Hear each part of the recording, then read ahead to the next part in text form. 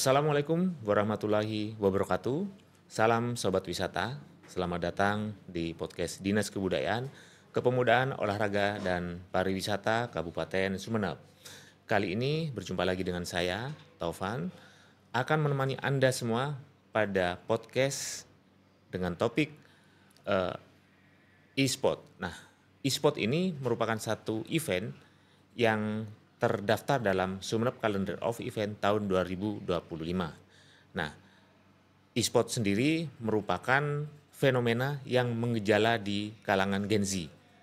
Nah, dalam beberapa tahun terakhir, sekitar 10 tahun terakhir ini, memang yang namanya lomba game video yang berbasis digital, elektronik, ini sudah menggejala di kalangan remaja, bahkan juga sebagian orang-orang dewasa.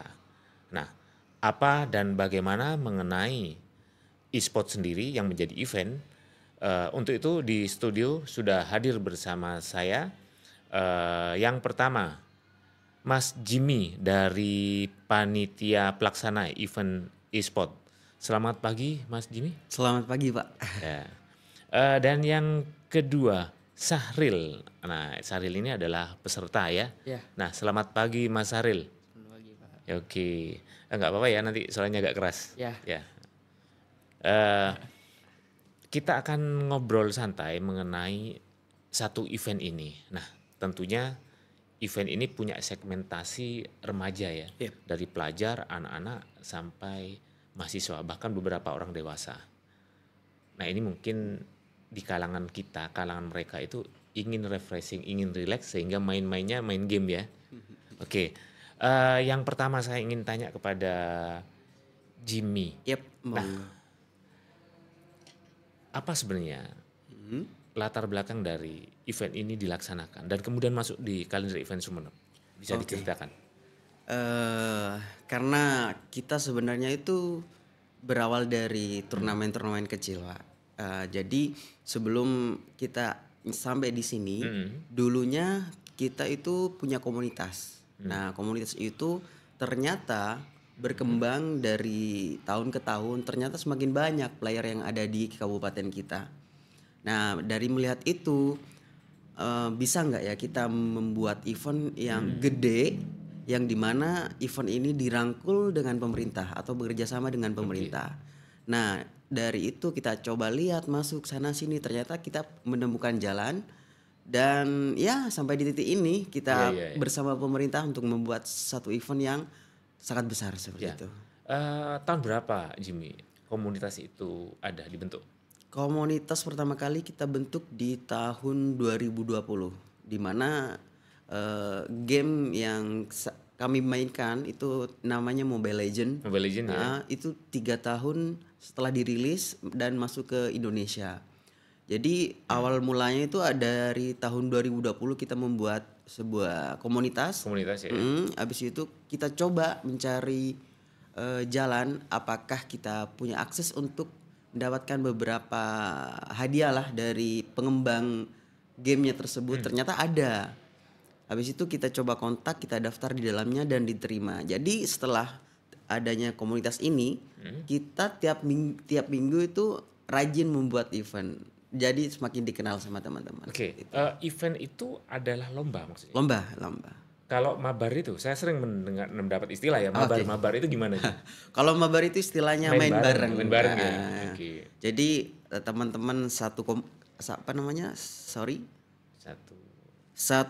tempat atau satu tongkrongan. Satu tongkrongan, satu tongkrongan bersama-sama bermain, namanya mabar gitu. Mabar. Kalau misalnya ada di tempat lain di rumah masing-masing itu bukan mabar namanya. Sama saja sih, sama ya? sama aja. Cuma ini ya, online misalnya ya. Iya, online. Ada yang online, ada yang offline seperti itu. Oke. Kalau Jimmy pahami sebenarnya kayak e-sport sendiri ini masuk ke Indonesia sejak tahun berapa, Jimmy? Kalau e-sport baru dari kalau nggak salah tahun 2016? Sebelum itu sih sepertinya. Cuma untuk game-game seperti mobile itu masih baru-baru tahun-tahun ini. Gitu ya. Jadi untuk sebelumnya ada kayak Point Blank. Point blank. Dan ya semacam itulah, itu sudah dulu sih sebenarnya seperti itu. Cuma untuk boomingnya baru-baru tahun-tahun ini saja. Ya, saya pernah mendengar yang namanya Mobile Legend, terus kemudian Free Fire, terus kemudian ada lagi apa lagi satunya itu? PUBG. Itu tiga game yang berbeda ya. 3 game yang berbeda, cuma untuk Populer tapi ya. cuma untuk Free Fire dan juga PUBG itu masih sama. Dalam artian battleground. Jadi semua, kalau Mobile Legend itu cuma 5 lawan 5. Kalau battleground itu play apa namanya? Battleground. Kalau battleground itu jadi semuanya. Kayak perang-perangan itu sebenarnya. Perang-perangan. Tidak hanya 5 orang saja, bisa sampai 20, 12 tim. 12 tim. Jadi satu tim itu terdiri dari 4 orang untuk Free Fire dan juga PUBG. Kalau yang Mobile Legend satu tim itu 5 orang seperti itu. Gitu ya. Oke. Saya coba fokus ke eventnya. Nah, rencana kapan pelaksanaannya dan di mana ini tempatnya? Kalau rencana kita sebenarnya sudah share pamflet ya. Cuma untuk terserapnya atau tidaknya masih butuh proses seperti itu. Itu kemarin kita di tanggal 7 ini. 7 September ya, hari Minggu ya. Hari Minggu. Berapa hari ini? Rencananya sih 1 hari. 1 hari. 1 hari selesai. 1 hari selesai. Target peserta? Target peserta itu yang Mobile Legend itu ada 32 tim, orang ya. Tim ya. Oke, tim. Untuk yang Free Fire 42 tim. Ya. Bener kan ya? Oke, berarti 2 kategori aja. Ya, 2 kategori. Oke. Target peserta sudah ada. Terus kemudian rencana hadiah dan uang pendaftaran. Itu gimana? Berapa biasanya? Untuk pendaftaran kita coba di 50.000 per tim. 50.000 per tim. 50.000 per tim. Untuk hadiahnya itu 10 juta. 10 juta. 5 juta untuk Free Fire, 5 juta untuk Mobile Legend. Dan juga masih ada piagam dan juga piala. Oke. 5 juta itu berarti nanti per peringkat ya? Per peringkat. Juara 1. Itu istilahnya hadiah total. Iya, benar sekali. Berapa? Juara 1, juara 2, juara 3 seperti itu. Gitu ya. Dengan komposisi total uangnya 5 juta, 5 juta. Benar sekali. Oke. Saya coba beralih sama Safril ya. Safril, kamu profesinya mahasiswa atau sudah atau pelajar? Mahasiswa, Bapak. Mahasiswa. Tapi sambil bekerja. Sambil bekerja. Oke, bekerja di jualan atau apa? Saya bekerja jadi ojol. Oke, bagus ya. Oke, hebat. Saya ingin bertanya. Nah, bagaimana kamu bisa membagi waktu antara bermain ini dengan bekerja dan bahkan kuliah juga? Untuk membagi waktu saya itu Bapak. Gimana? Pagi kan pasti kuliah, terus kerja itu ada jadwalnya Bapak. Bisa siang, bisa pagi. Nah, saya untuk main game itu biasanya malam Pak. Pulangnya kerja atau kuliah. Bisa nyempatin waktu gitu Bapak. Di tengah kesibukan kamu sebagai mahasiswa, terus kemudian kamu bekerja menjadi kurir ya, ojol ya, ojek online. Nah, kemudian kamu masih sempat bermain-main seperti ini. Ini hiburan atau bagaimana motivasi kamu? Bahkan ikut lomba loh. Latihan itu Bapak, latihan sama tim untuk gitu. Event yang akan datang itu. Mungkin ada rencana misalnya juga bergabung untuk di industri kreatif seperti ini. Karena kalau menjadi semacam tadi, kalau apa jadi streaming atau apa itu kan biasanya itu bisa jadi mata pencaharian juga itu menghasilkan. Ada rencana juga ke depan?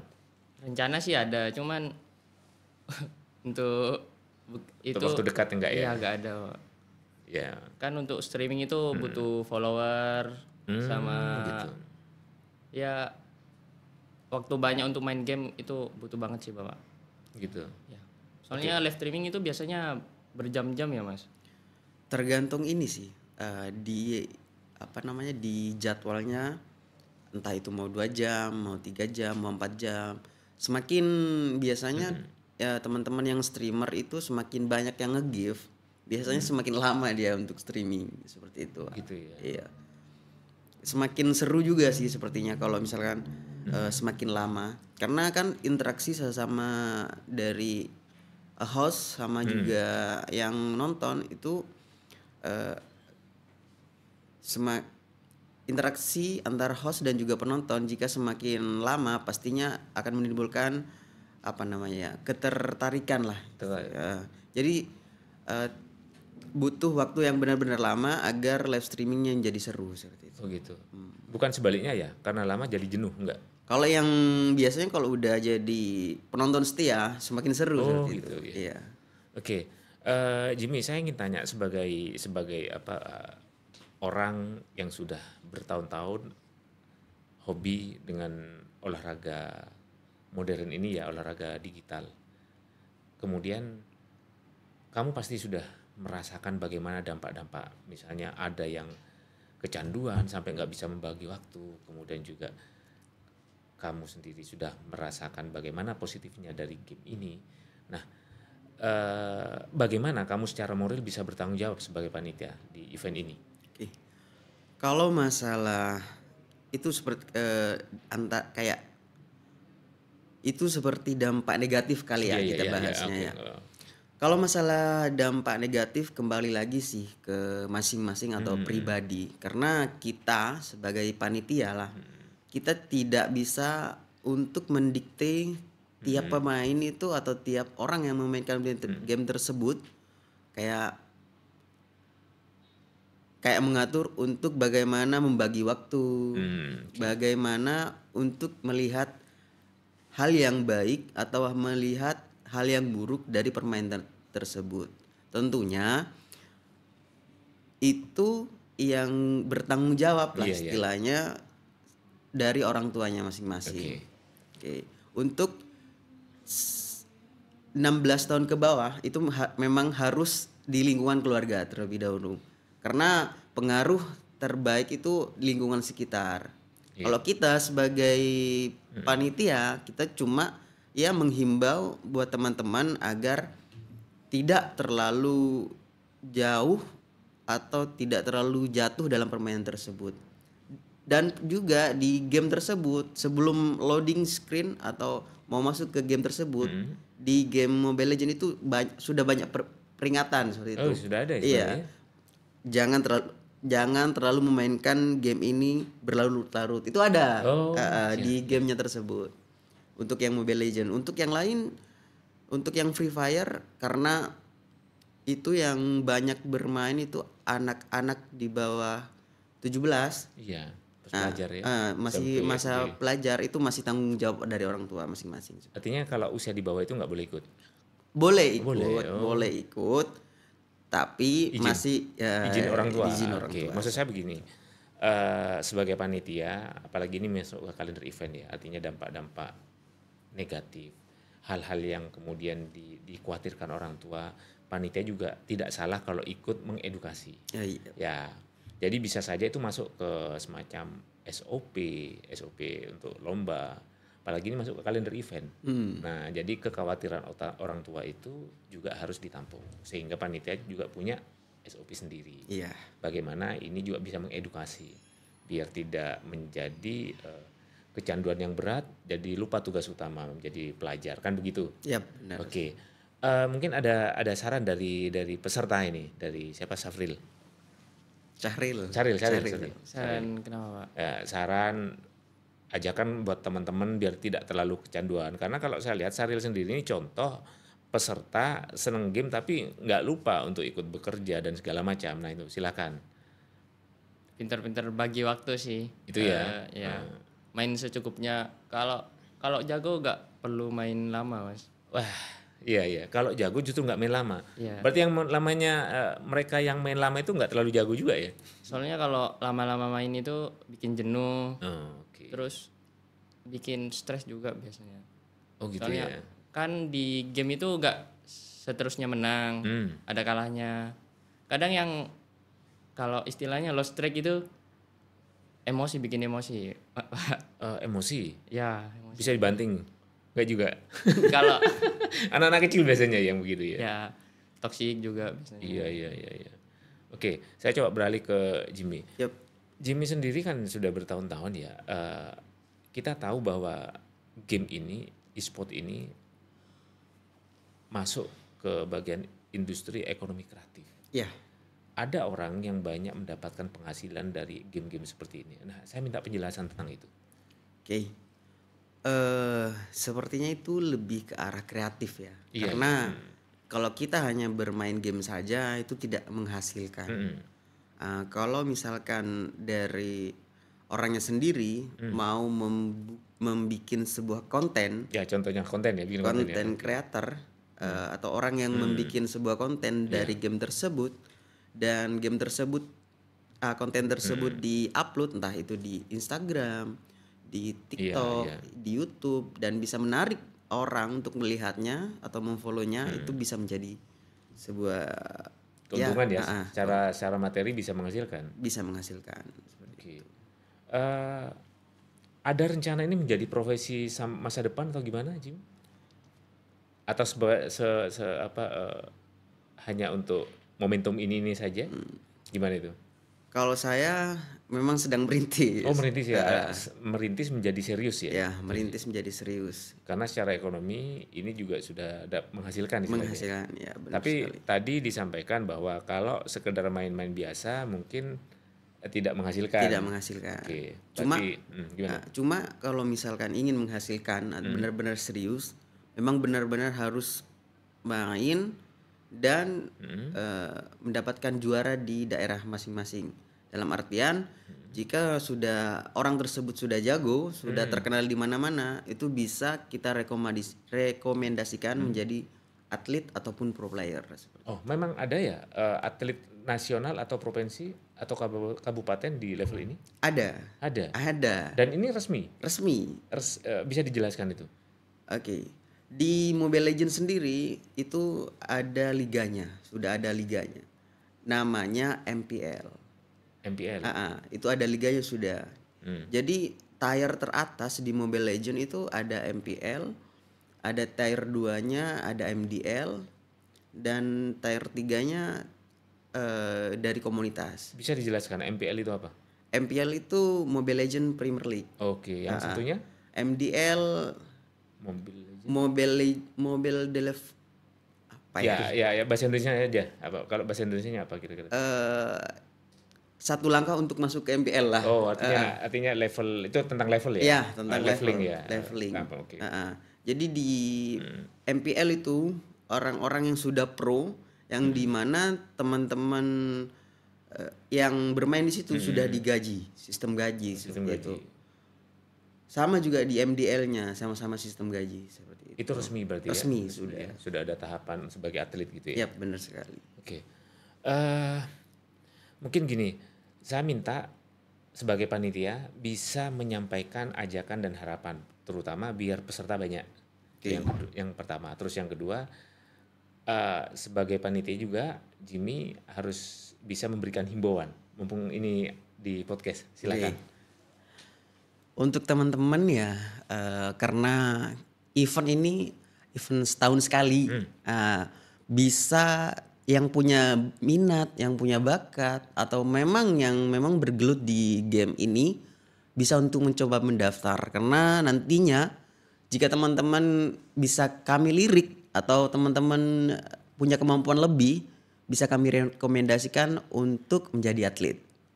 Dan ya harapannya dari kami, teman-teman bermain serius, teman-teman menunjukkan skill masing-masing, dan ya semoga juara lah buat teman-teman yang memang kompetitif seperti itu. Oke, kemudian ajakan positif lainnya, Jimmy, misalnya jangan sampai kecanduan, tetap harus berpikir sekolah dan lainnya, itu silakan. Untuk himbauan untuk teman-teman ya mungkin harus pintarlah bagi waktu, karena kita itu hidup bukan hanya untuk game, tapi kita hidup untuk melanjutkan hidup kita. Dalam artian membagi waktu, kapan harusnya main, kapan harus belajar, kapan harus mengembangkan diri, kapan harus berinteraksi dengan orang di luar. Itu yang teman-teman harus pikirkan masing-masing. Jangan sehari-hari main terus. Iya, jangan sehari-hari main aja. Padahal lingkungan ada yang harus bersosialisasi. Benar. Terus kalau kamu silakan Saril, ajakan juga atau sudah cukup? Cukup. Oke, cukup. Oke, pemirsa, demikianlah podcast kita kali ini dengan Jimmy dari panitia pelaksana dan kedua dengan Safril dari peserta. Kita berharap dari event ini nanti bisa memberikan ruang dan edukasi bagaimana teman-teman kita, remaja kita, Gen Z bisa membagi waktu dan tetap prioritas kepada sekolah, pekerjaan, dan pelajaran di rumah masing-masing. Saya kira demikian podcast kali ini. Terima kasih. Wassalamualaikum warahmatullahi wabarakatuh. Ayo ke Sumeneb.